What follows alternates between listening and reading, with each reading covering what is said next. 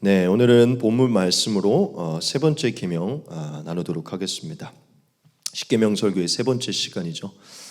세 번째 계명 살펴보면서 이 세 번째 계명 가운데 하나님이 나타내신 교훈이 무엇인지, 그게 오늘날 우리에게 어떤 교훈을 주는지 그것을 나누도록 하겠습니다.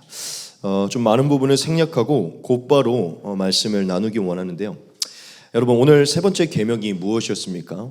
네, 짧게 살펴보면 바로 이것이죠. 우리 다 같이 한번 읽도록 하겠습니다. 같이 읽겠습니다. 시작. 내 하나님 여호와의 이름을 망령되게 부르지 말라. 네, 세 번째 계명은요, 하나님의 이름을 망령되게 부르지 말라는 것입니다. 계속해서 제가 언급할 것인데요, 십계명이 얼마나 중요한 것입니까? 우리 현주 자매님이 십계명 설교 짤로 올려주셨는데 하나님이 친히 손으로 기록해 주셨잖아요. 하나님이 친히 10가지의 계명 중에 세 번째 계명으로 이 말씀을 주셨는데 자신의 이름을 망령되게 부르지 말라는 거예요.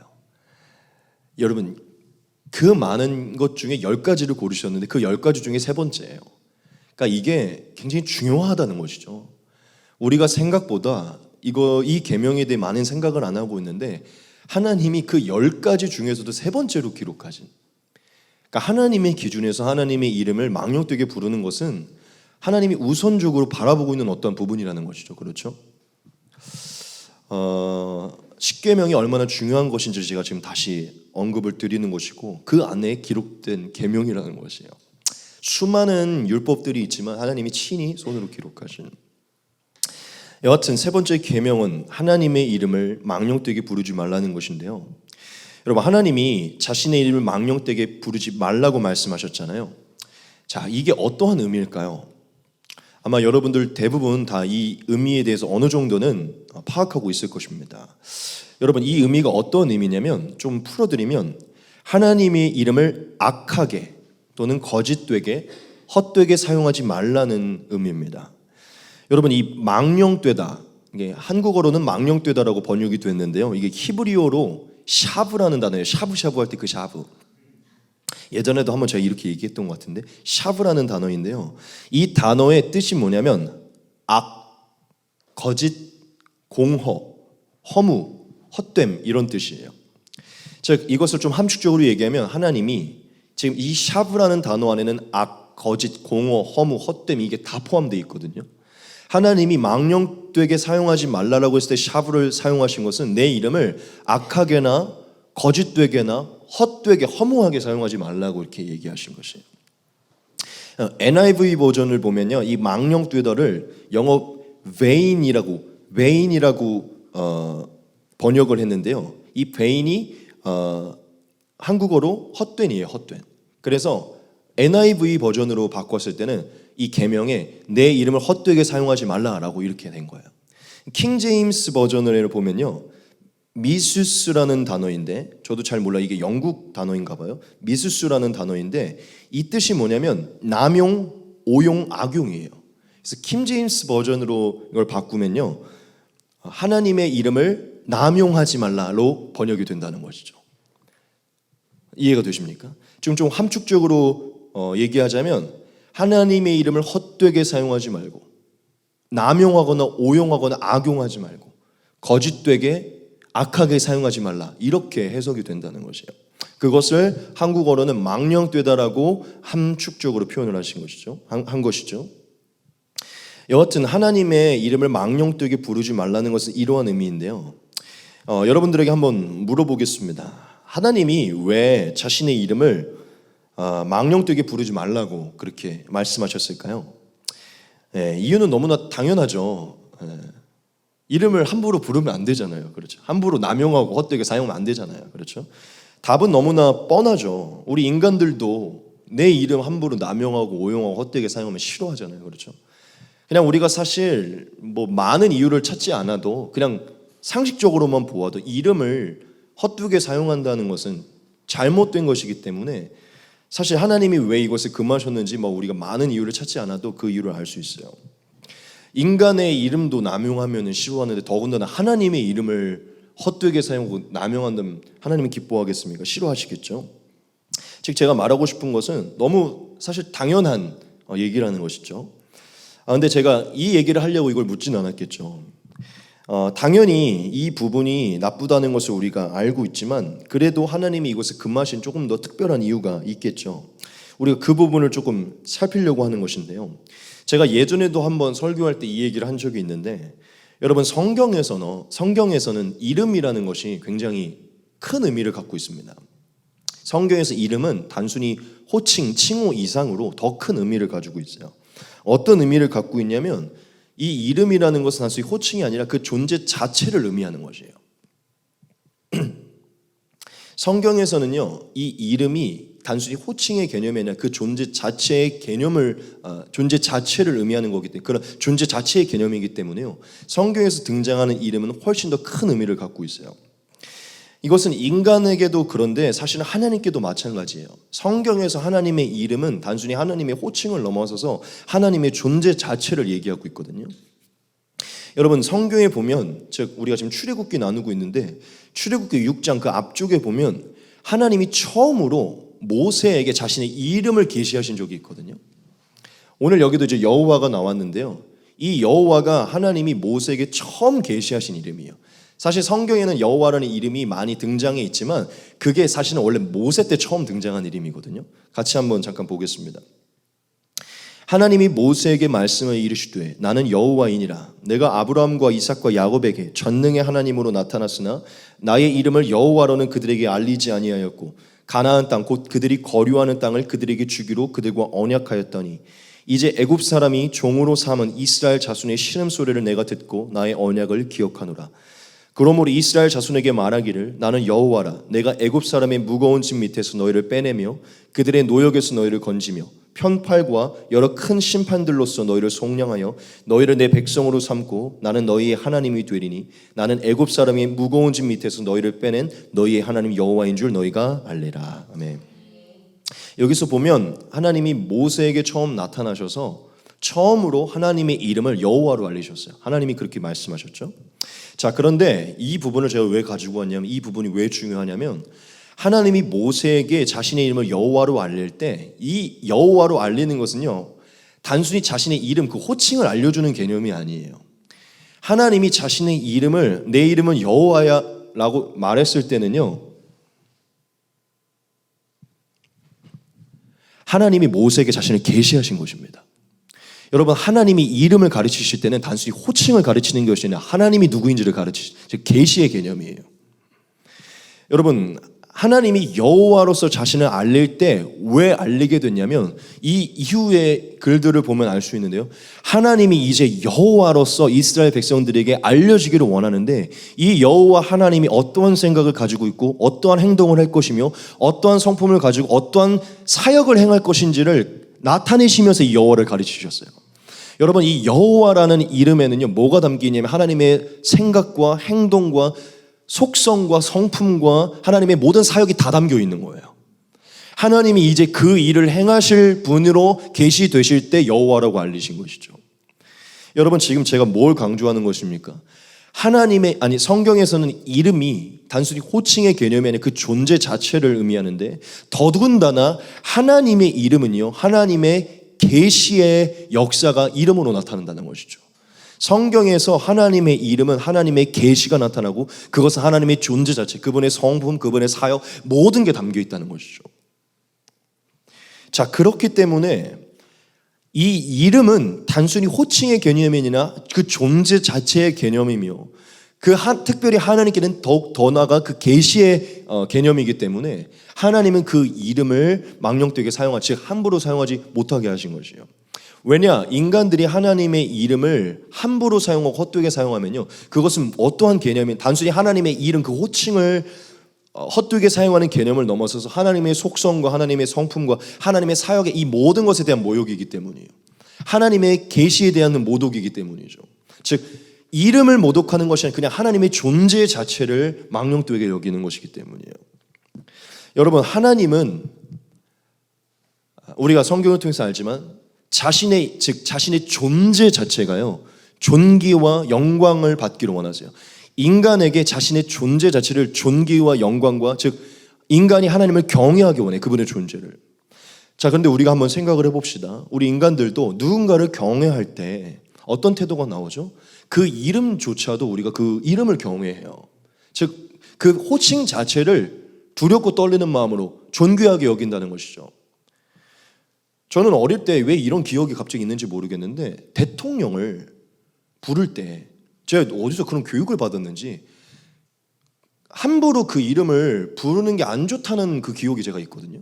그래서 저는 가끔도 누군가가 막 지금도 제 옆에서 막, 그러니까 뭐 옛날에는 이제 문재인을 싫어하거나 뭐 윤석열 싫어하는 이런 사람들이 뭐 문재인, 윤석 이렇게 얘기하는, 제가 아직도 기억은 안 나는데 대통령의 이름을 그냥 그렇게 부르는 게 제가 아직도 좀 그게 좀 거슬리는 게 조금 있어요. 막 윤석열은 왜 그만 안 두는 거야? 막 이렇게 얘기하는 사람들. 그러니까 뭐 싫은 건 알겠는데 그 이름에 대해서 제가 약간 아직도 뭔지는 모르겠는데 어릴 때 그런 교육을 제가 받았었나 봐요. 저는 뭐 사상 교육을 받은 건 아니지만 제가 무슨 얘기를 하냐면, 여러분 예전에는 부모님의 이름도 함부로 안 불렀었어요.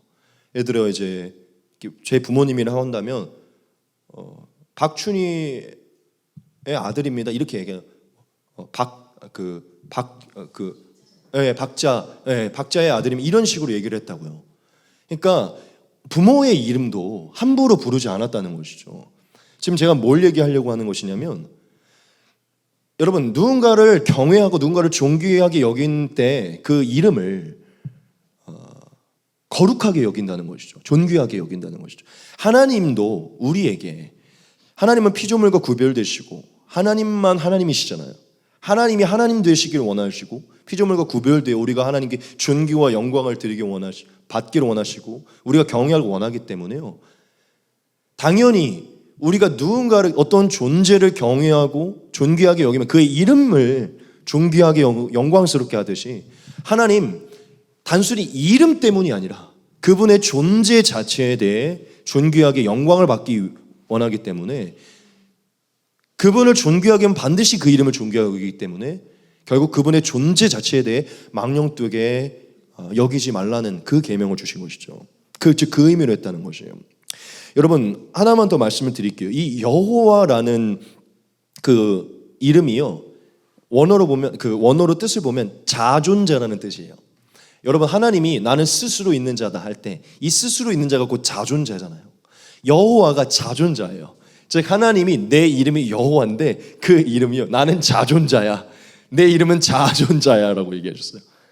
홀로 영원하신 자, 자존하는 자로 자신을 얘기하신 것이죠. 여러분 하나님이 지금 여호와로 자신을 계시하시고 무엇을 원하는 것이냐면, 나만 영원전부터 영원까지 홀로 있는 자고 나만 영원한 자야. 너희와 구별되고 너희와 달라. 즉 너희는 내 이름을 통해 내 존재를 경외하고 존귀와 영광으로 여겨야 된다라고 얘기를 하신 것이에요.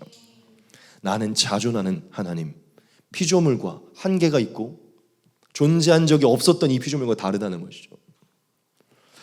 즉 하나님이 자신의 이름을 망령되게 부르지 말라고 하신 데는 크게 두 가지인데, 첫째, 그것은 자신의 존재 자체에 대한 것이기 때문이고, 둘째, 인간을 통해 하나님 존귀와 영광을 받기 원하고 경외를 받기 원하시기 때문이라는 것이죠. 이해가 되십니까? 하나님은 저와 여러분들에게 군림하기 위해서가 아니라 우리에게 베푸신 이 놀라운 은혜들로 인하여 존귀와 영광을 받기 원하시기 때문에, 그분의 존재에 대한 그 영광과 존귀를 우리가 그 이름에 투사하기를 원하시기 때문에 이 계명을 주셨다는 것이죠. 여러분 제가 좀 책을 찾아보니까요, 재밌는 것들이, 이건 신학교 다닐 때도 좀 알았던 것들인데, 이 유대인들이 이스라엘 백성들이 먼저 이 율법을 받았잖아요. 그래서 그 옛날에는 그 양피에 이걸 다 필사를 해갖고 이거를 계속 전수를 했거든요. 그래서 이 계명에 하나님의 이름을 함부로 부르지 말라고 나와 있으니까 이 서기관들이, 이거 필사하는 서기관들이 여호와의 이름이 나오면 이 붓을 쓰다가 새 붓으로 바꿔갖고 여호와만 새 붓으로 쓰고 그렇게 했대요. 실제로 아마 지금 이스라엘에서도 아직도 이 여호와의 이름을 함부로 부르지 않는 그런 전통이 있을 겁니다.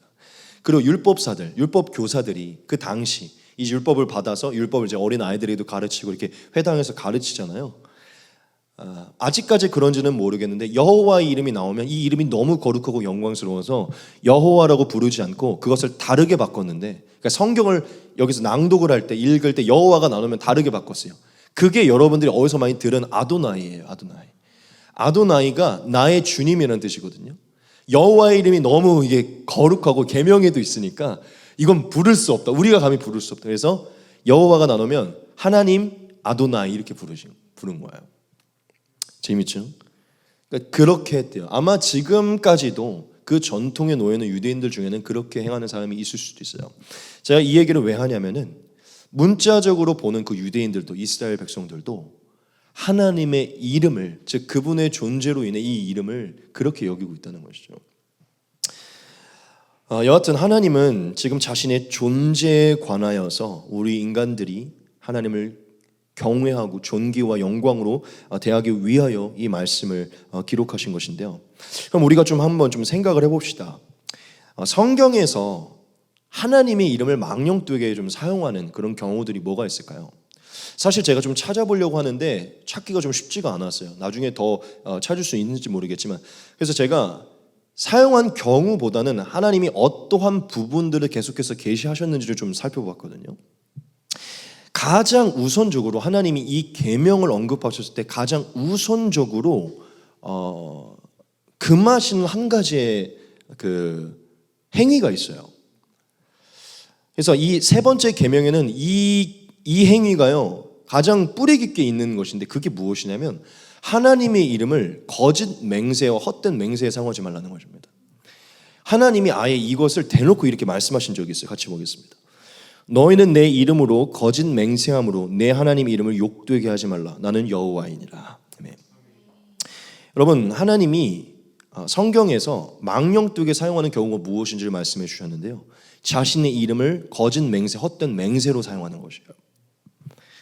여러분, 하나님의 이름을 거짓된 맹세와 헛된 맹세로 사용하는 것은요, 엄청난 교만으로 하나님의 존재 자체를 모독하는 행위입니다. 여러분, 맹세라는 게 어떤 의미가 있죠? 뭔가를 주장하기 원하는 거잖아요. 내가 맹세할게. 내가 하나님 맹세하고 5천만 원 갚을게.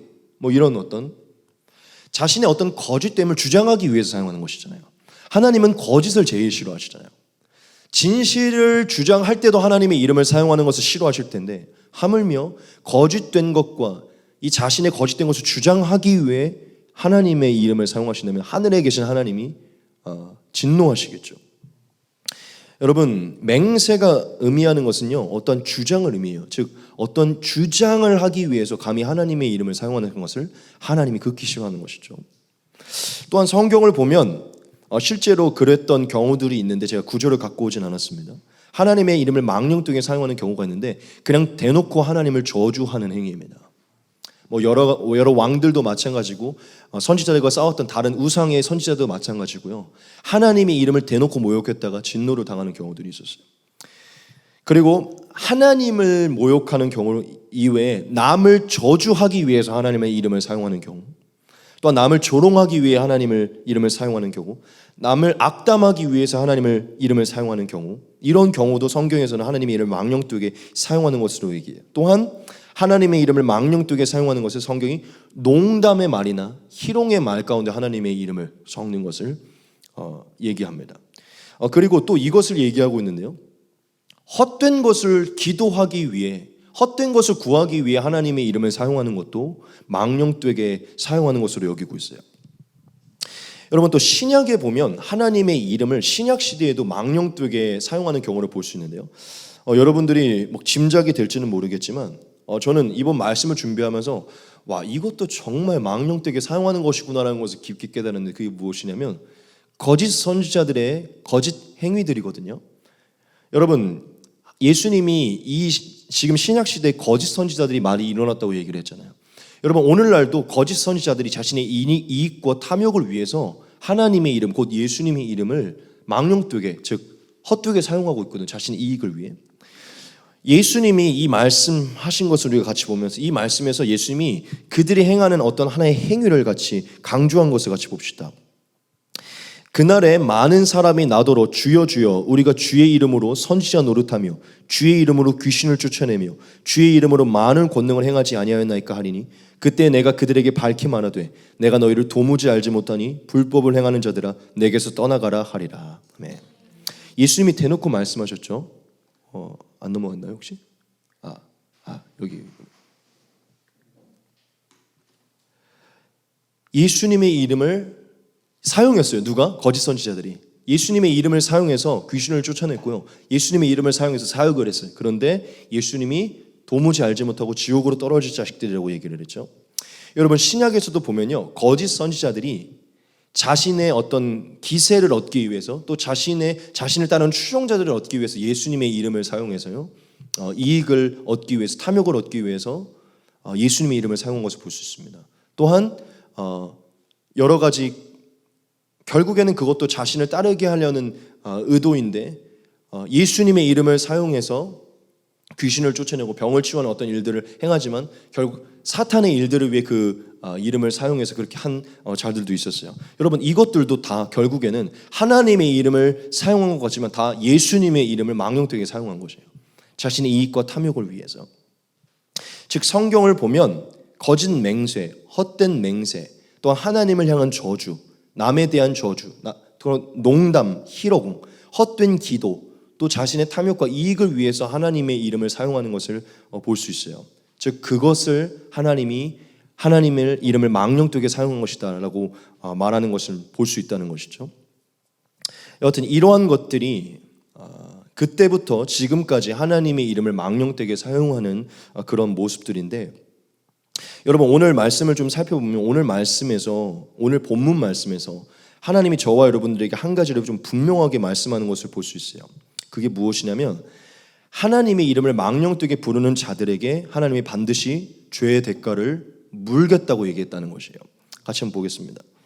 너는 내 하나님 여호와의 이름을 망령되게 부르지 말라. 여호와는 그의 이름을 망령되게 부르는 자를 죄 없다 하지 아니하리라. 네. 여러분 이 표현을 보면요. 하나님이 강한 의지를 내포하고 있는 것이거든요. 그게 무엇이냐면 하나님의 이름을 헛되게 사용하고 하나님의 이름을 망령되게 사용하는 자들에게 결코 그냥 아무렇지 않은 채로 즉 아무런 대가가 없는 채로 살지 않게 만들겠다는 하나님의 의지가 담겨 있어요. 하나님이 반드시 벌을 주어 그 대가를 치르도록 만들겠다고 하나님이 말씀하셨다는 것이죠. 지금 의지가 담겨 있어요. 이건 선포적인 것입니다. 여러분 이것은 굉장히 두렵고 떨리는 말씀이에요. 여러분 제가 좀 오늘 말씀을 준비하면서 좀 신기하게 여긴 게 있었는데 그게 뭐냐면 얼마 전에 제가 이 말씀에 대한 생각이 없었을 때 얼마 전에 한 영상을 유튜브로 보게 됐는데 그 영상이 무엇이었냐면 그 제목이 뭐였냐면 하나님을 모독하게 된 자들의 결과였나 뭐 이런 거였어요. 얼마 전에 그냥 보게 됐어요. 그거를 스치도 알고리즘으로 뜨게 돼서.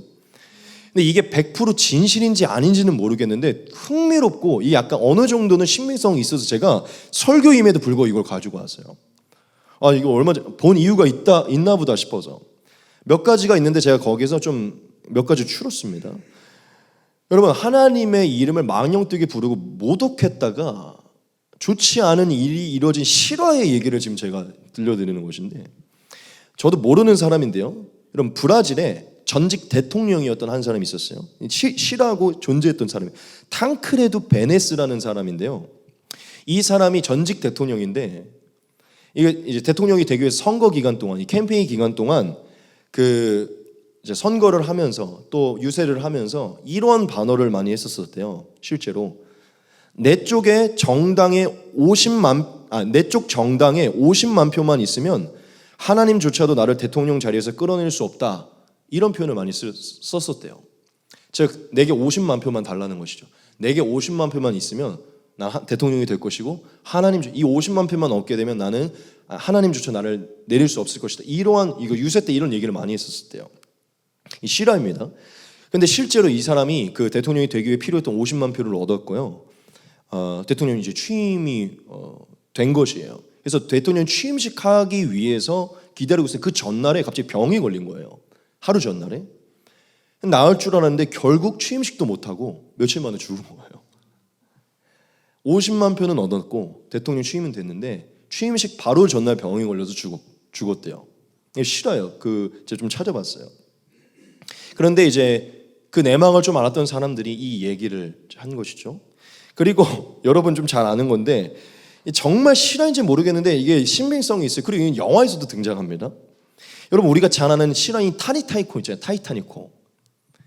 이 타이타니코를 설계한 사람이 토마스 앤드류라는 사람인데 이 사람이 이 선박 제조에서 굉장히 유명한 사람이었대요. 그래서 이 타이타니코가 굉장한 시간을 들이고 엄청난 설계를 들여서 완성한 호였기 때문에 엄청 세계의 주목을 받았고 굉장히 그 자부심이 있었었다고 그러더라고요.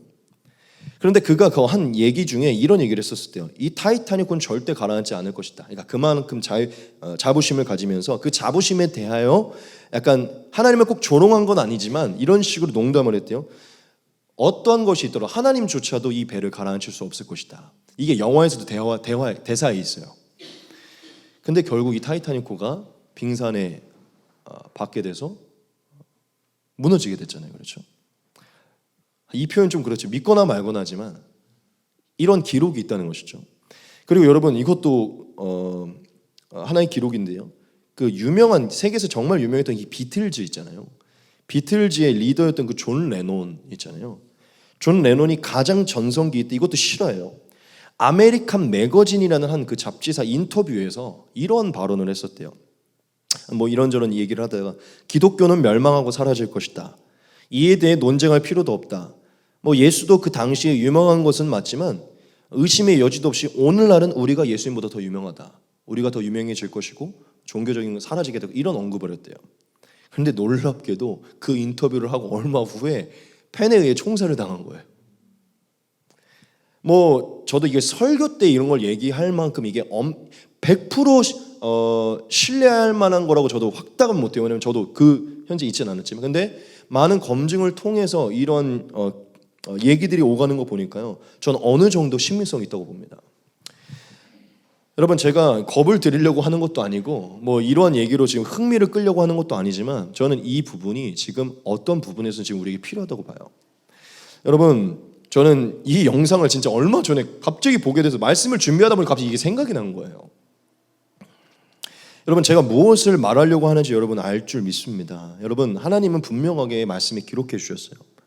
내 이름을 모독하거나 즉 헛되게 거짓되게 악하게 망령되게 사용하는 자에게 죄 없다고 말하지 않을 것이라는 것이죠. 그 죄의 대가를 물을 것이라는 것이에요. 여러분 성경에도 보면요. 제가 가지고 오진 않았지만 하나님을 모독해서 하나님의 이름을 마음대로 사용해서 병에 걸리거나 아이를 낳지 못하거나 그런 일들이 있어요. 하나만 얘기를 하면 하나님을 모독한 것은 아니지만 하나님을 춤추는 다윗을 모독을 했을 때 그 다윗의 와이프였던 다윗이 춤추는 곳을 모독했던 그 와이프 있죠. 아이를 갖지 못했어요. 평생. 여러 가지 일들이 있지만 좀 스킵하도록 하겠습니다. 하나님을 대놓고 모독하진 않지만 하나님을 관한 어떠한 것에 대한 모독하고 조롱하고 했던 사람들에 대해서 성경은 하나님이 벌을 주셨다는 것을 말을 하고 있어요. 여러분 이 이름 별것 아닌 것 같지만 하나님은 이 이름이 별것 아닌 거라고 얘기하지 않고 굉장히 엄중한 것이라고 얘기를 하고 있다는 것이에요. 즉 제가 여러분들이 말하고 싶은 것은 하나님이 직접 기록하신 거에 반드시 죄 없다고 말하지 않을 것이다라고 얘기를 했다는 것이죠. 이건 굉장히 다른 계명에는 이런 구절이 없어요. 이 세 번째 계명에 이것이 있다는 것이죠. 이것은 우리가 주의 깊게 봐야 된다는 것이에요. 자, 그러면 우리가 또 한 가지 좀 살펴봐야 될 것이 있죠. 그게 무엇입니까? 오늘날 우리가 이 하나님의 이름을 망령되게 사용하는 경우가 무엇이냐는 거예요. 사실 이 부분이 제일 흥미롭고 제일 우리에게 필요한 부분이잖아요. 왜냐하면 여러분 지금 우리가 뭐 정말 하나님 뭐 저주하겠습니까? 막 하나님의 이름으로 막 우리가 누굴 저주합니까? 또 하나님의 이름 우리 거룩하게 여기고 있잖아요. 막 우리가 거짓되게 헛되게 사용하겠습니까? 사실 지금 제가 말씀드린 하나님을 망령되게 사용하는 경우들은 우리에게 막 크게 그렇게까지 공감이 되지 않는 부분들이에요. 근데 지금 제가 말씀드리는 부분들은 조금씩 공감이 될 것이고 이것도 이 계명에 포함되어 있다는 것을 알게 될 것입니다. 지금 제가 여러분들에게 오늘날 우리가 하나님의 이름을 적극적이지는 않지만 소극적으로 아주 은밀하게 망령되게 여기는 것들에 대해 몇 가지 말씀을 드릴 것인데요. 좀 잘 주의 깊게 보시기를 바랍니다. 첫 번째는 이미 언급한 것이긴 한데 이거는 중요해요. 오늘날 우리도 하나님의 이름으로 맹세하는 행위를 합니다. 맹세하는 행위. 여러분 안 할 거라고 생각하지만 여러분 요즘에도 주변의 그리스도인들 중에 뭔가를 보증하기 위해 약속하기 위해 그게 농담이든 아니면 진짜 진지한 것이든 그게 진실된 것이든 거짓된 것이든 야 하나님 걸고 맹세, 야 하나님 걸고 약속할게. 청소년 아이들 중에서도 그런 것들이 습관화되어 있는 애들이 있어요. 교회를 다니는 애들 중에 제가 많이 들었거든요. 여러분 이게 정말 진지한 맹세이든 아니면 농담으로 장난으로 하는 것이든 아니면 정말 지키려고 하는 얘기든 아니면 무엇이든지 하면 안 돼요. 하나님의 이름으로 맹세할게. 야, 하나님 걸고 맹세할게. 하나님 걸고 약속할게. 이거 안 됩니다. 여러분, 예수님이 아예 이 부분에 대하여서 더 대놓고 콕 집어서 이 땅에 오셔서 그냥 대놓고 얘기하신 적이 있었죠. 같이 한번 보겠습니다. 또 옛사람에게 말한 바 헛 맹세를 하지 말고 네 맹세한 것을 주께 지키라 하였다는 것을 너희가 들었으나 나는 너희에게 이르노니 도무지 맹세하지 말지니 하늘로도 하지 말라. 이는 하나님의 보좌임이요 땅으로도 하지 말라. 이는 하나님의 발등상이요 예루살렘으로도 하지 말라. 이는 큰 임금의 성이요 네 머리로도 하지 말라. 이는 네가 한터럭도 희고 검게 할 수 없음이라. 오직 너희 말은 옳다 옳다 아니라 아니라 하라. 이에 지나는 것은 악으로부터 나느니라. 네. 여기서 이름이 나타나진 않았지만 그냥 어떤 것으로도 맹세를 하지 말라고 그러죠. 맹세 자체가 인간의 교만으로부터 나오는 것이라고 얘기해요. 여러분 제가 이 부분이 이해가 잘 안 될 것 같아서 이 부분을 말씀드리게. 왜 맹세가 인간의 교만으로부터 오는 줄 아세요? 여러분 인간의 맹세는 아무런 효력이 없기 때문이에요. 말씀 이해시켜 드릴게요. 여러분 모든 보증은 하나님께만 있는 것입니다. 인간은 절대 자신의 말을 자신이 스스로 지킬 수 있는 능력이 없어요. 하나님이 만약 그것을 깨버리잖아요. 절대 지킬 수 없습니다. 맹세하는 자체가 자신이 어떻게든 이것을 해낼 거라는 교만에서부터 나오는 거예요. 그래서 예수님은 모든 주권이 하나님께 있기 때문에 이 맹세라는 언어 자체도 인간이 조심하라고 얘기하는 거죠. 하물며 그것을 하나님의 이름으로 한다는 것은요, 인간이 자신의 교만으로 하나님의 존재 자체를 아주 그 교만 덩어리로 하나님의 존재를 모독하는 행위예요. 여러분 조심하셔야 돼요. 농담으로도 하나님 걸고 하지 마셔야 됩니다. 제가 주변에 청년들이나 중고등부 친구들한테 뭐 대놓고 말은 하진 않지만 하나님도 지혜로우시니까 그 믿음의 분량대로 그 때대로 역사하시니까 그거에 대해 바로 진노하진 않겠지만요. 여러분 가르치셔야 돼요. 안 되는 것이에요. 여러분 지금 여러분들이 그렇진 않을 거라고 보지만 주변에 정말 많아요. 아마 언젠간 들으실 겁니다. 농담으로든 장난으로든 그렇게 말하는 사람이 분명히 있어요. 여러분 우리도 어느새 스치든 농담으로든 하나님의 이름으로 그게 진지한 것일지라도 맹세한다는 그런 것을요 주의하셔야 돼요. 하나님이 기뻐하시지 않기 때문이에요. 두 번째는 하나님의 이름을 이익과 정욕으로 사용하는 경우거든요. 오늘날 우리도 하나님의 이름을 우리 이익과 정욕을 위해 사용하는 경우예요. 여러분 오늘날에 이러한 모습이 있는데 가장 대표적으로는 좀 너무 극단적으로 치우치면 가장 대표적으로는 이단들이죠. 이단들. 하나님의 이름을 자신의 이익과 탐욕을 위해 자신의 정욕을 위해 사용하죠. 자신의 교세, 특별히 교주들이 자신의 교세를 일으키고 자신의 교수로 추앙받기 위해서 그 이익과 탐욕을 위해서 하나님의 이름을 사용하죠. 그렇죠? 그리고 뭐 얼마 전에도 계속 떴던 JMS 같은 경우는 여성들에게 이런 얘기를 해요. 하나님이 너를 하나님의 신부로 택했다. 너는 다른 남자와 결혼하면 돼. 나와만 결혼해야 돼. 그 정명석과 성관계를 맺어야 되는 하나님의 신부들이 지금 수두룩해요. 결혼도 안 했어요. 정명석을 바라보면서. 하나님의 이름을 그 성상납을 위해 사용하는 것이죠. 이 사람들은 그냥 이제 죽은 거예요. 끝장난 것이죠. 제가 너무 극단적인 예를 들었지만 여러분 이런 모습이 사실은 소극적으로 우리에게도 교회 안에도 사실 존재해요.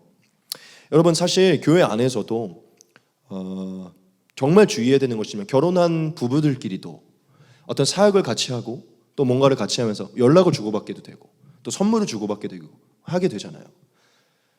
그리고 뭐 성도라면 목사님에게, 목사라면 성도에게, 또 셀장이라면 셀원에게, 셀원이라면 셀장에게, 또 교사라면 학생에게, 학생이면 교사에게. 여러분들도 그런 이스라엘 사람도 옛날에 그런 얘기 많이 했지만 교사님들 중에 어리고 새파란 애들, 늘 오랫동안 결혼 못한 노총각인 교사님들 많아요. 중고등학교 애들, 청년 애들. 그렇죠. 하나님의 이름으로 떡볶이 사주고 하나님의 이름으로 만나는 거 맞겠죠. 근데 그냥 본인은 알거든요. 기프트콘 보내는 것도 마찬가지고 안부 메시지 보내는 거, 뭐 하나님의 이름으로 통화도 하고. 근데 여러분, 생각보다 자신의 이익과 자신의 정력으로 인간이 얼마나 연약해요. 하나님이 내가 교사니까, 그렇죠? 목회자니까, 뭐니까 하나님의 이름으로 자신의 정력을 채우기 위해서 우리도 메시지 하나, 뭐 주고받는 선물 하나 사실 조심해야 된다는 것이죠. 저는 그러니까 그러니까 결혼을 안 한 청년들이면 조금 더 낫다고 생각하지만 저는 결혼한 부부들은 교회에서 더 조심해야 된다고 생각을 해요. 왜냐하면 결혼을 안 한 청년들이면 좀 봐줄 수 있잖아요. 결혼 안 했으니까 이성에게 막 연락하고 뭐 한다고 해도 결혼 안 했으니까 뭐 될 수도 있는 거잖아요. 아직 순수한 마음으로 그럴 수 있으니까. 하지만 결혼한 사람들은 결혼한 누군가와 대화를 주고받고 어떤 뭐 카카오톡 선물을 보낸다든가, 이게 정말 목자의 마음으로 셀원을 대하는 마음으로 뭔가의 마음으로 할 수는 있겠지만 진짜 주의해봐야 돼요. 우리가 그런 대화에서 내 어떠함을, 내 이런 걸 가리기 위해서 하나님의 이름을 많이 사용하잖아요. 그렇죠? 하나님의 이름으로 카페 가서 만나고, 얼마 전에 계속 불륜 이런 한 것도 계속 하나님의 이름으로, 찬양팀의 이름으로 만났다가 그런 역사가 일이 일어난 거거든요. 여러분, 많이 남았기 때문에 그냥 생략하고 넘어갈 것인데 주의해 보셔야 됩니다. 우리도 우리의 이익과 정욕을 위해서 하나님의 이름을 사용할 수도 있어요. 조금 앞으로 계속 재밌을 거예요, 여러분. 잘 따라오세요. 세 번째가 뭐냐면요, 하나님의 이름을 자신의 과오를 덮기 위해 사용하는 경우예요. 자신의 과오를 덮기 위해. 여러분, 너무 남편들 생각하지 마시기 바랍니다. 너무 주변. 여러분, 하나님의 이름을 자신의 과오를 덮기 위해 사용하는 경우인데 우리가 주변에서 이런 모습 자주 봅니다. 자신의 어떤 게으름이나 나태함이나 자신의 잘못으로 인해 어떤 일들이 벌어졌거든요, 분명히. 근데 이 상황은 하나님이 일으키신 거야. 이 환경 하나님이 일으키신 거야. 이렇게 말하는 사람들 많이 있어요. 또 자신이 분노를 참지 못하고 자신의 화로 다툼이 벌어졌거든요. 100% 본인의 화 때문에 오늘 가족 모임이 망친 거야. 근데 결과적으로 마지막에 갑자기 우리 아버지가 오늘 이거 하나님이 일으키신 거야. 하나님이 이 상황을 만드신 거야. 이런 경우 진짜 많아요. 그렇지 않습니까? 자신이 늦었고, 자신이 책임감을 갖지 않았고, 자신이 집중하지 않았고, 자신이 무관심해서 이 일들이 이루어진 것인데 그 과오를 덮기 위해 좀 무안하니까 하나님 섭리야. 하나님이 일으키신 거야. 모든 것을 하나님이 허락하셨다는 식으로 말하는 사람들 많아요. 근데 여러분, 좀 우리가 웃으면서 할 수 있지만 이 계명을 통해 우리가 다시 봤을 때 이거 진짜 우리가 다시 돌아봐야 돼요. 여러분, 저는 좀 이렇게 말하고 싶어요. 분명히 어떤 부정적인 상황 하나님이 일으켰을 수도 있어요. 그렇죠? 정말 오늘 뭔가 이 분노를, 이 화를 통해 뭐 일으켰을 수도 있죠. 하나님이 봐요. 하나님이 그런 상황 만들었을 거라고 저도 봐요. 근데 그리고 가끔은 그렇게 해석해서 그 상황을 헤쳐나가는 것이 지혜로운 방법이라고 저도 가끔은 생각을 해요. 근데 저는 정말 이렇게 말할 것이라면 정말 깊게 생각해서 얘기해야 된다고 생각을 해요. 왜냐하면 하나님의 이름을 함부로 사용하는 것이잖아요. 결국 자신이 분노를 냈지만 하나님이 이 분노를 일으켰다라고 지금 얘기하고 있는 거잖아요. 하나님 전혀 이 상황에 지금 개입하지 않으셨는데 내 과오로 일어난 것인데 하나님을 범인으로 만든 거잖아요. 그렇죠? 여러분, 조심해야 돼요. 우리가 너무 이런 게 습관이 좀 많이 되어 있는데 저도 사실은 좀 찔렸어요. 이런 얘기 이거 하면서. 목회자니까 하나님의 거론을 많이 하게 되잖아요. 제 과오를 덮기 위해 저도 얼마든지 그렇게 할 수 있는데 주의해 봐야 됩니다. 네 번째입니다. 자신의 주장을 뒷받침하기 위해 하나님의 이름을 사용하는 경우예요. 이것도 좀 재밌는 건데, 이거는 뭐 그냥 이러한 예로 이해시키기 위해 하는 것인데요. 여러분 주변에서 이런 경우 많이 보잖아요.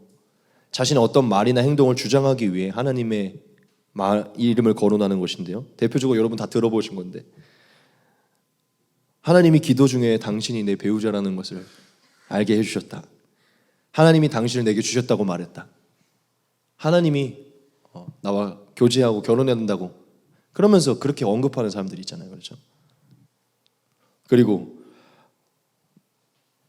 뭔가 뭐라고 하고 싶으니까 나는 정말 안 하려고 했는데 하나님이 이 말을 하라고 마음을 주셨기 때문에. 그러니까 좋은 거면 괜찮은데 안 좋은 거를 나는 진짜 안 하려고 했는데 하나님이 마음을 주셔서 내 이 얘기를 하는 것이다. 하나님이 당신에게 이걸 주라고 했다. 사실은 그냥 뭐 이렇게 잘 보이고 싶은 건데. 그리고 이 공동체에서 빼내고 싶으니까 나는 있게 하고 싶은데 하나님이 그런 마음을 주셔서 뺐다. 뭐 이런 것들. 그래 뭐 우리 그런 얘기도 많이 하잖아요. 뭐 하나님이 이 학교를 가라고 했다. 뭐 이 직장에 가라고 했다. 뭐 이런 것도 많이 하잖아요. 그렇죠? 그러니까 자신의 어떤 그런 거가 좀 무한하고 주장하기 원하니까 자신의 주장을 뒷받침하기 위해서 하나님의 이름을 사용한다는 것이죠. 여러분 우리가 잘 돌아봐야 돼요. 진짜 하나님이 그렇게 말씀했을 수도 있고 그 마음 주셨을 수도 있고 그 선물 주라고 했을 수도 있고 그 학교 가라고 했을 수 있는데 우리가 돌아봐야 돼요. 어쩌면 자신의 생각과 마음을 자신 안에 변화되지 않는 그걸 주장하기 위해서 그렇게 하고 있을 수도 있다는 것이죠. 여러분 하나님은 망령되게 사용하는 것을 죄 없다 하지 않습니다. 자신 안에 변하지 않는 그 마음을 고찰시키기 위해서 우리가 그거를 하는 걸 수도 있으니 우리가 신중하게 돌아봐야 돼요. 5번째입니다. 시도 때도 없이 하나님의 이름을 사용하는 거예요. 여러분 우리 주변에서 이런 사람들 많이 보죠. 어떤 사람이죠? 뭐만 하면 하나님의 이름을 말하는 사람들이에요. 하나님이 만나게 하셨어. 하나님이 보게 하셨어. 하나님이 주셨어. 하나님이 하셔. 하나님이 주셔. 하나님이 하실 거야. 대화 50분을 하면 거의 하나님이 2000번 등장하는 사람 있잖아요. 너무 시도 때도 없이 하나님을 말하는 사람 있잖아요. 근데 여러분 제가 이걸 언급해 드릴게요. 저는 우리의 삶에 하나님에 대한 감사, 하나님에 대한 자랑 많아야 된다고 믿습니다. 우리의 삶의 얘기들이 다 하나님으로 해석돼야 된다고 믿어요. 또한 우리의 삶의 사소한 것도 하나님의 이름으로 하나님을 관점에서 해석해야 된다고 믿습니다. 이게 필요하다고 보고 이게 건강한 삶이라고 봐요. 좀 극단적으로 얘기할게요. 아예 하나님에 대한 감사도 자랑도 하나님에 대한 언급이 없는 사람보다 저는 그냥 시도 때도 없이 많이 하는 사람이 낫다고 봐요. 극단적으로 봤을 때. 그런데 제가 이것을 인정하고 이것을 제가 전제한 상태로 전제하고 인정하지만 그래도 말씀드리고 싶은 게 뭐냐면 너무 시도 때도 없이 가볍게 하나님을 언급하는 것은 우리가 주의해 봐야 돼요. 왜냐하면 제가 이건 너무 지극히 제 개인적인 거 중에 나눌게요. 제가 지금까지 교회에서 사역도 하고 뭐 집사님들도 만나고 권사님들 만나고 수없이 많은 사람들 만나고 나서요. 정말 이 시도 때도 없이 하나님을 말하는 분들을 많이 봤거든요. 거의 대부분 나이가 많으신 여성분들이 이렇게 많이 그래요. 근데 단 한 번도 그 모습이 좋아 보였던 적이 없어요. 이것은 제 인간적인 걸 수도 있겠지만 그래도 제 안에 성령님께서 계시니까 하나님이 그 모습이 그렇게 좋지 않다. 정말 하나님의 이름을 말하는 사람들 중에는 정말 그것을 감사하고 자랑해서 말하는 사람이 있고요. 그냥 시도 때도 없이 하는 사람이 있어요. 이 후자는요. 제가 늘 느끼지만 참 별로예요. 좋아 보이지가 않아요. 그러고 제가 또 느끼는 것은 신앙생활하면서 느끼는 것은 정말 경건하고 신중하고 진중한 사람들은요. 하나님의 이름을 그렇게 함부로 얘기하지 않는다는 것이요. 정말 자신 안에 있는 어떤 것을 간증하기 위해서 하지 시도 때도 없이 그렇게 하나님을 언급하지 않아요. 괜찮은 사람들은 다 그래요. 여러분 다시 한번 언급해요. 저는 우리의 인생을 하나님의 이름으로 채우고 감사하고 자랑하는 삶을 채워야 된다고 보고요. 사소한 것도 하나님 관점으로 봐야 된다고 봐요. 그런데 그것은 맞지만 너무 시도 때도 없이 가볍게 하나님을 언급하는 것은요. 우리가 지금 하나님을 어떻게 대하고 있는지도 한번 돌아봐야 돼요. 제 말이 이해되실 줄 믿습니다. 여러분, 하나님은 그것도 기뻐하지 않으세요. 6번째입니다. 이것을 그냥 언급만 하고 넘어갈 거예요. 농담에서 하나님의 이름을 사용하는 경우죠. 저는 진짜 제가 늘 영화를 보면서 정말 거슬리는 게, 제가 진짜 하나님을 만나고 나서부터 그 순간부터 늘 거슬리는 게 있는데, 그게 뭔지 아세요? 할리우드 영화, 외국 영화에서 보면 욕을 할 때거나 당황하거나 뭘 할 때 Jesus Christ, 맨날 Jesus Christ 그러잖아요. 뭐 한 대 맞자는 Jesus Christ, 뭐 하여튼 뭐 그러니까 욕이에요. 이게 약간 욕처럼 해요. 웃으면 Jesus Christ 그러고. 와, 근데 제가 그게 너무 거슬리는 거예요. 거듭나고 나서부터. 제가 여러분들이 뭘 얘기하려고 하는 것이냐면, 뭐 한국 사람들이 이제 주여 주여 이제 그러겠지만, 근데 외국은 주여 주여 개념이 아니에요. 이게 그냥 완전 이게 문화예요, 문화. 여러분, 농담조로 절대 하나님의 이름을 사용하지 마시기 바랍니다. 어떤 풍자적인 재밌는 얘기를 할 때도 되도록 안 사용했으면 좋겠어요. 뭐 우리가 가끔 막 말씀을 풍자적으로 인용할 때도 있고 막 그럴 때도 있는데, 어느 정도 우리가 그거는 허용은 되지만 지나친다 싶을 때는 그냥 그만하시는 게 나을 것 같아요. 안 하는 게 좋습니다. 자, 그리고 마지막 7번째입니다. 자신을 포장하기 위해 하나님의 이름을 사용하는 경우예요. 자신을 포장하기 위해. 다 비슷비슷한데 좀 다릅니다. 여러분, 이 부분이 좀 궁금할 거예요. 자신을 포장하기 위해 하나님의 이름을 사용하는 게 대체 무엇인가? 제가 요즘에 SNS 상에서 이러한 걸 많이 보거든요.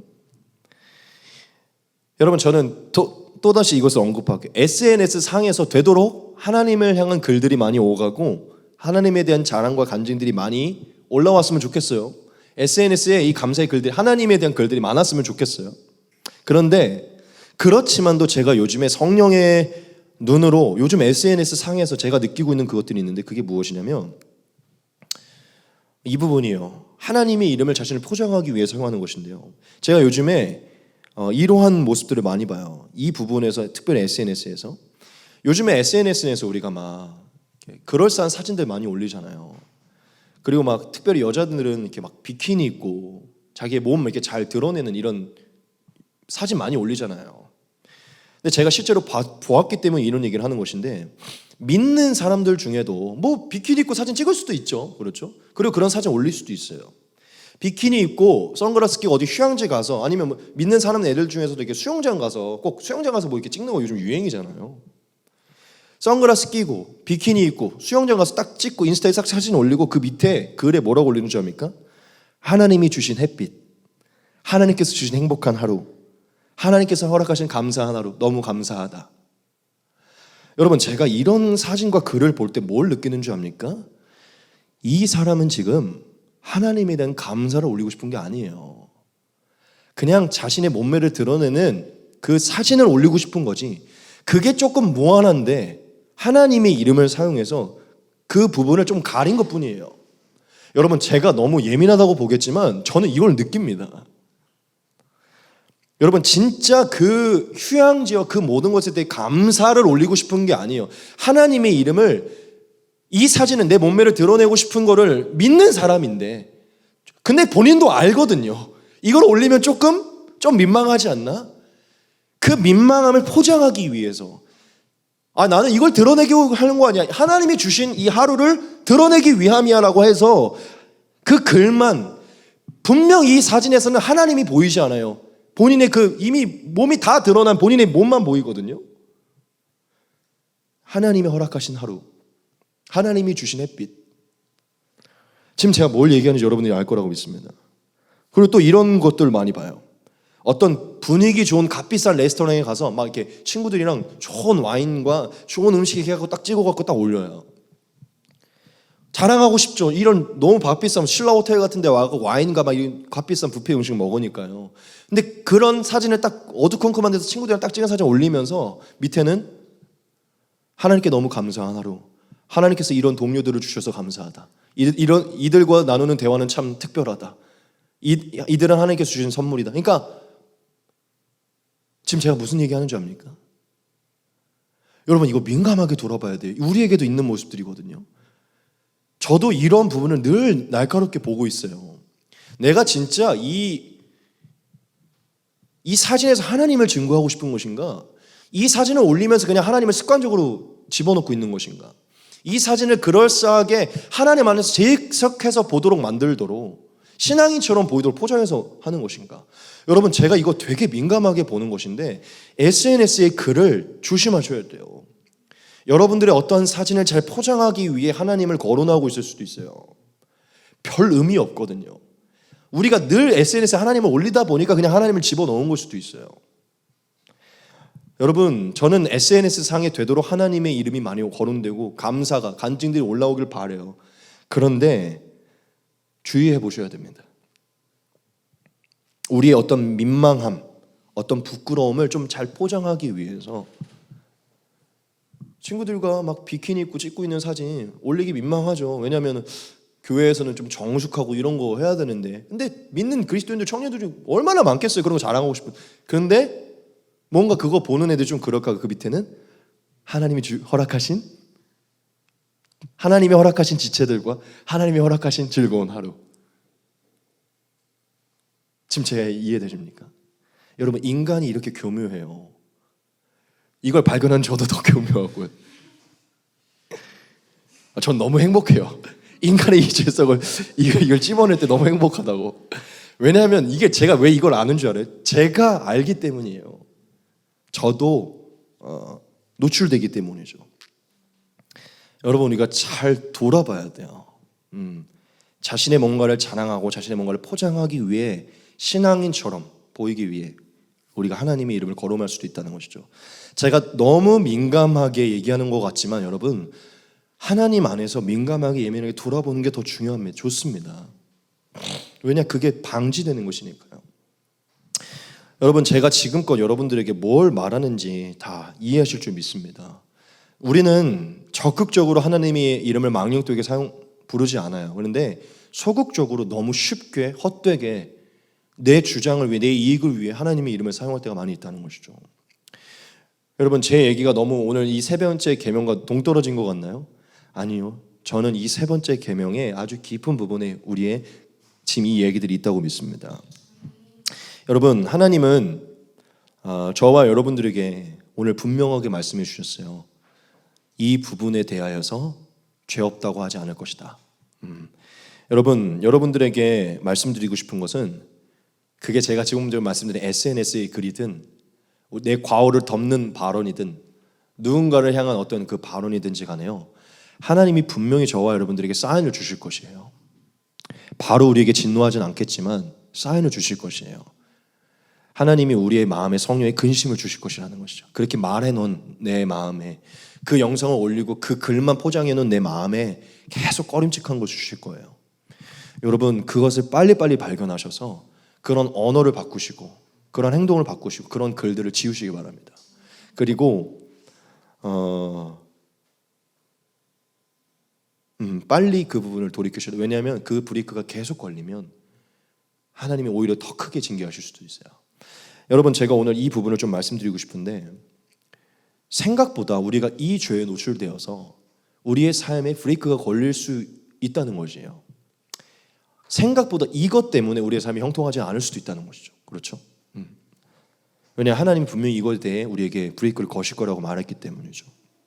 여러분, 우리가 하나님의 이름을 자주 감사하고 언급하고 자랑하는 것은 참 감사한데, 인간의 가벼움으로 하나님의 이름을 거론하고 있지는 않은지를 돌아보시기 바랍니다. 여러분, 너무 제가 부정적으로만 얘기하지만 저는 오늘 말씀을 준비하면서 이것을 깨달았어요. 그게 무엇이냐면, 오늘 이 말씀은 역으로 봤을 때 우리에게 다른 긍정적인 의미를 준다는 것이에요. 하나님이 자신의 이름을 망령되게 사용했을 때 저주를 하실 거라고 말하는 것은요, 역으로 보았을 때 하나님은 하나님의 이름을 영화롭게 하면 한없는 천대까지 은혜를 베푸신다는 거예요. 여러분, 예수님이 기도를 가르치실 때 이것부터 가르치셨죠? 같이 보겠습니다. 그러므로 너희는 이렇게 기도하라. 하늘에 계신 우리 아버지여, 이름이 거룩히 여김을 받으시오며 나라가 임하시오며 뜻이 하늘에서 이루어진 것 같이 땅에서도 이루어지이다. 아멘. 여러분, 하나님의 이름을 망령되게 사용하면 저주가 임하지만 영화롭게 하면요, 한없는 축복이 임할 것입니다. 여러분, 오늘 제가 말씀드린 7가지를요 주의 깊게 보셔서 정말 하나님을 위해 사용하십시다. 아무리 결혼한 부부일지라도요, 하나님의 정말 마음으로 그 이름으로 대화를 주고받고 선물을 주고받잖아요. 아무런 문제 없이 그 대상이 하나님의 이름으로 영화로움을 느끼게 될 것입니다. 여러분들이 정말 하나님을 드러내기 위해 그 SNS 그 글을 올릴 때요, 조주연 자매와 같이 하나님을 보게 될 것이에요. 그때 하나님의 이름은 영화로워지고 그 행위들로, 여러분들이 하나님의 이름을 사용한 그 행위들로 인해서 하나님이 드높여진다는 것이죠. 정말 적절한 상황에, 이것은 정말 하나님이 허락하신 거야, 그 적절한 말로 한 영혼이 산다면, 그렇죠? 내 과오를 덮기 위함이 아니라 정말 그 적절한 상황이 정말 하나님의 마음으로, 하나님의 해석으로 그걸 풀어줬을 때 그 영혼이 그 살아난다면 우리가 사용한 하나님의 이름으로 하나님이 거룩하여지는 것이죠. 여러분, 우리가 돌아봐야 돼요. 즉 역으로 생각했을 때 이것은 우리에게 하나님의 영광을 드러내는 축복이기라는 것이죠. 여러분, 예수님은 그분의 인생 전체로 하나님의 이름을, 즉 아버지의 이름을 영화롭게 하고 거룩하게 하기 위해서 살다 가셨잖아요. 제가 오늘 말씀을 준비하면 이렇게 그냥 얘기하고 싶어요. 예수님의 주된 사역은 아버지의 이름을 영화롭게 하고 거룩하게 하는 것이었다. 이 말씀 하나만 더 보겠습니다. 예수님이 이렇게 기도하셨어요. 지금 내 마음이 괴로우니 무슨 말을 하리요? 아버지여, 나를 구원하여 이 때를 면하게 하여 주옵소서. 그러나 내가 이 때를 위하여 이때에 왔나이다. 이를 위하여 이때에 왔나이다. 아버지여, 아버지의 이름을 영광스럽게 하옵소서 하시니 이에 하늘에서 소리가 나서 이르되 내가 이미 영광스럽게 하였고 또다시 영광스럽게 하리라 하시니, 예수님의 마음에는 아버지의 이름이 영화롭게 되는 것이 주된 관심사였어요. 할렐루야. 여러분, 예수님은 한순간도 하나님의 이름을 자신의 이익을 위해, 정욕을 위해, 영광을 위해, 자신의 주장을 뒷받침하기 위해 시도 때도 없이 농담처럼 희롱으로 사용하지 않았고요, 자신을 포장하기 위해 하나님의 이름을 사용하신 적이 한 번도 없어요. 사복음서 전체를 보십시오. 늘 하나님의 영광을 위해 사용하셨어요. 왜냐? 아버지가 얼마나 존귀한지 아시니까. 여러분, 우리가 예수님을 따르는 자들이잖아요. 우리의 행위로 예수님을 영화롭게 하길 바랍니다. 여러분, 오늘부터 하나님의 이름을 더 우리가 이름 때문이 아니라 그분의 존재에 포커스를 맞춰서 그분의 존재가 얼마나 존귀하신지 우리가 다시 깨달아서 우리의 입술에 하나님이라는 이름을 올리는 게 얼마나 엄중한 행위인지를 다시 깨닫고 정말 하나님을 영화롭게 하는 장소에 우리가 하나님의 이름을 사용하기 원합니다. 이렇게 표현할게요. 여러분, 하나님의 이름을 가볍게 사용하지 마시고 무겁게 사용하시기 바랍니다. 그 이름이 너무 무거워서, 우리의 입술에 올리기 너무 무거워서 힘겨울 정도로 무겁게 여기시기 바랍니다. 여러분, 영광이라는 단어가 히브리어로 카바드라는 단어인데요, 제가 깜짝 놀랐어요. 이 영광이 카바드인데 이 영광이 원어의 의미가요, 무거움이에요. 영광은 무거운 것이라는 것이죠. 하나님의 이름을 영광스럽게 하는 것은 그분의 이름을 무겁게 여기는 것이에요. 여러분, 하나님의 이름을 부르게 된 것, 부를 수 있다는 자체에 감격이 일러 눈물이 멈추지 않는 저와 여러분 되기 원합니다. 어느새 그 이름 너무 우리가 쉽게 사용하지만 무릎 꿇었을 때, 기도할 때 그 이름을 부를 수 있게 된 자체가 너무 영광스럽고 무거워서 눈물이 흐르는 우리가 되기 원합니다. 우리에게 하나님이 축복하실 것입니다. 할렐루야. 여러분, 하나님의 이름을 망령되게 여겨서 죄 있는 자가 아니라 하나님의 이름을 무겁게 여겨서 영화롭게 해서 복 있는 자 되시기 바랍니다.